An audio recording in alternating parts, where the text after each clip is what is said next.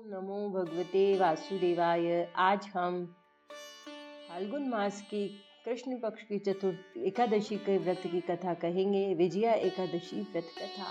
धर्मराज युधिष्ठिर बोले, हे जनार्दन, फाल्गुन मास के कृष्ण पक्ष की एकादशी का नाम क्या है और उसकी विधि क्या है? कृपा करके मुझे बताइए। श्री भगवान बोले, हे राजन, फाल्गुन मास के कृष्ण पक्ष की एकादशी का नाम विजया एकादशी है। इसके व्रत के प्रभाव से मनुष्य को विजय प्राप्त होती है।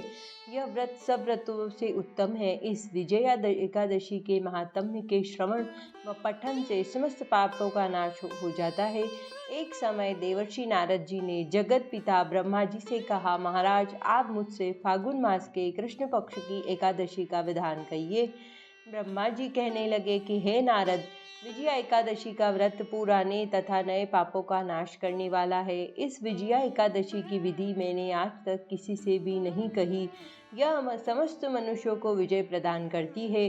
त्रेता युग में मर्यादा पुरुषोत्तम श्री रामचंद्र जी को जब 14 वर्ष का वनवास हो गया, तब वे श्री लक्ष्मण तथा सीता जी सहित पंचवटी में निवास करने लगे। वहां पर दुष्ट रावण ने जब सीता जी का हरण किया, तब इस समाचार से श्री रामचंद्र जी तथा लक्ष्मण अत्यंत व्याकुल हुए और सीता जी की खोज में चल दिए।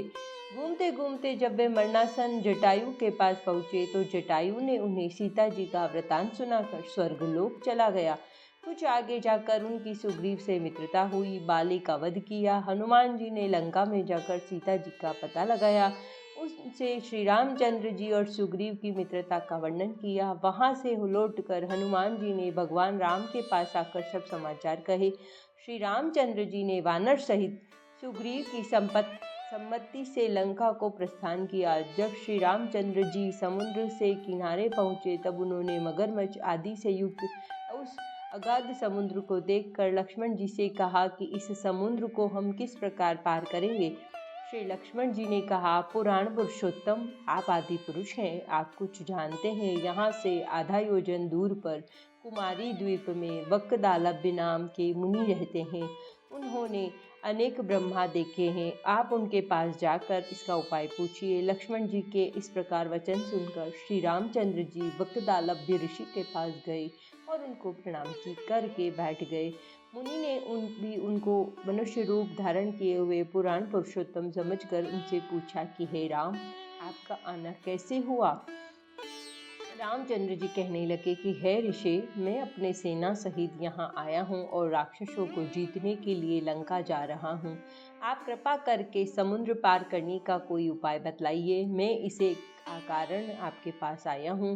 वक्कदालभ्य ऋषि बोले कि हे राम, फाल्गुन मास के कृष्ण पक्ष की एकादशी का उत्तम व्रत करने से निश्चय ही आपकी विजय होगी। साथ ही आप समुद्र भी अवश्य पार कर लेंगे। इस व्रत की यह विधि है कि दशमी के दिन स्वर्ण, चांदी, तांबा, मिट्टी का एक घड़ा बनाएं। उस घड़े को जल से भरकर 5 पल्लव आदि रखकर वेदिका स्थापित करें। उस घड़े के नीचे सनतजा और ऊपर जौ रखें। उस पर श्री नारायण भगवान की स्वर्ण की मूर्ति स्थापित करें। एकादशी के दिन स्नान से निवृत्त होकर धूप, दीप, नैवेद्य, नारियल आदि से भगवान की पूजा करें। तत्पश्चात घड़े के सामने बैठकर दिन व्यतीत करें और रात्रि को भी उसी प्रकार बैठे रहकर जागरण करें। द्वादशी के दिन नित्य नियम से निवृत्त होकर उस घड़े को ब्राह्मण को दे दें। हे राम, यदि तुम भी इस व्रत को सेनापतियों सहित करोगे तो तुम्हारी विजय अवश्य होगी।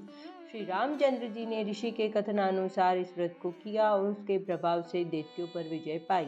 अतः हे राजन, जो कोई मनुष्य विधि पूर्वक इस व्रत को करेगा, दोनों लोकों में उसकी अवश्य विजय होगी। श्री ब्रह्मा जी ने नारद जी से कहा था कि हे पुत्र, जो इस व्रत के महात्म्य को पढ़ता या सुनता है, उसको वाजपेयी यज्ञ का फल प्राप्त होता है। विजया एकादशी व्रत की कथा